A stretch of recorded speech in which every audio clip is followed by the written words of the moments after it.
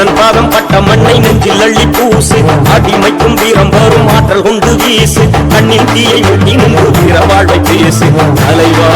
நீ வாழ்க எங்கள் தேச தலைவனின் வீரம் பணியாது எங்கள் அண்ணன் எண்ணத்துக்கு ஈடு இணையேது பலியின்றி வாழ்வில் ஒரு வெற்றி கிடையாது தலைவா நீ வாழ்க